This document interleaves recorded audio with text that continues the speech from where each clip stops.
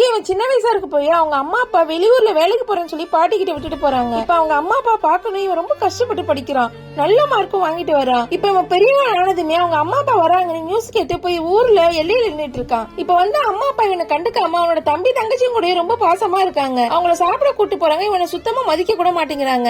இவனுக்கு ரொம்ப கஷ்டமா இருக்கு. ஆனாலும் இவன் அவன் யூனிவர்சிட்டிலேயே ஃபர்ஸ்ட் மார்க் எடுத்திருப்பான். அதனால அவனுக்கு வெளிநாடு போறதுக்கு வாய்ப்பும் கிடைச்சிருக்கும். இதை சொல்ல அவங்க அப்பா அம்மா கிட்ட வரான். அவங்க அம்மா அப்பா பேசுறதை அவன் கேக்குறான். அவங்க தம்பி கிட்ட நீ படிக்கலன்னா பரவாயில்ல, நம்ம மொத்த கம்பெனியுமே உனக்குதான், அதனால நீ கவலைப்படாதன்னு சொல்றாங்க.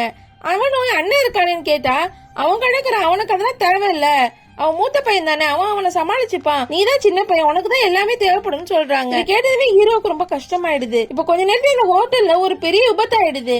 அப்ப அந்த தம்பியை மட்டும் காப்பாத்துறாங்க, ஹீரோவை அங்கேயே விட்டுட்டு போயிடுறாங்க. இப்ப கண்ண முடிச்சு பாக்குறான், ஹீரோ பக்கத்துல ஒரு டாக்டர் மட்டும் தான் இருக்காரு. இப்ப அவனோட அம்மா கிட்ட இருந்து அவனுக்கு கால் வருது.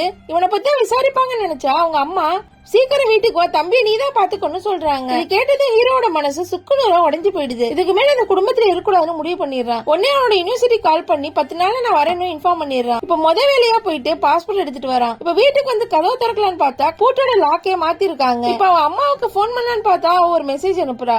அவங்க எல்லாருமே ஜாலியா ரெஸ்டாரண்ட்ல சாப்பிட்டுட்டு இருப்பாங்க. இப்படி ஒருத்தர் இருக்கிறதையே அவங்க நினைச்சு கூட பார்க்க மாட்டேங்கிறாங்க. இவன் நைட்டு ஃபுல்லா வெளியே தான் உட்கார்ந்து இருப்பான். இப்ப கதவை திறந்ததுமே அவங்க அம்மா அப்பா இவங்க கிட்ட சைன் வாங்குறாங்க. ஏன்னா மொத்த சொத்துமே தம்பிக்கு தான் போகணுங்கிற மாதிரி எழுதி இருப்பாங்க. இதுக்கு மேல இந்த வீட்டுல இருக்கக்கூடாதுன்னு அவன் வீட்டை விட்டே கிளம்பி போறான். அதே நேரத்துல அந்த பாட்டி இந்த அப்பா அம்மா கிட்ட அவன் எவ்வளவு கஷ்டப்பட்டாங்கிற விஷயத்தையும் சொல்லியிருப்பாங்க. இது கேட்டதுமே அவனை தேடி அவங்க வராங்க. பார்த்தா ஒரு ரொம்ப சின்ன ரூம்ல தான் இருப்பான். அவன் யூஸ் பண்ற பெட்ஷீட் கூட கொஞ்சம் கூட குளிர் தாங்காத மாதிரி இருக்கு. இப்ப அவனுக்கு கால் பண்ணலான்னு பாக்குறாங்க. ஆனா அவன் அதுக்குள்ள வெளிநாடு போறதுக்கு கிளம்பி போயிடுறான். அவனோட சிம் கார்டையும் தூக்கி போட்டுறான். இனிமே இந்த குடும்பத்தோட எந்த தொடர்பும் இருக்க கூடாதுன்னு அவன் முடிவு பண்ணிடுறான். இப்ப அதே நேரத்துல இந்த அப்பா அம்மா அழுதுட்டு இருக்காங்க. நம்மளோட பையன் நம்ம கிட்ட வரப்போறது இல்லைங்கிற விஷயமும் அவங்களுக்கு அப்பதான் புரியுது.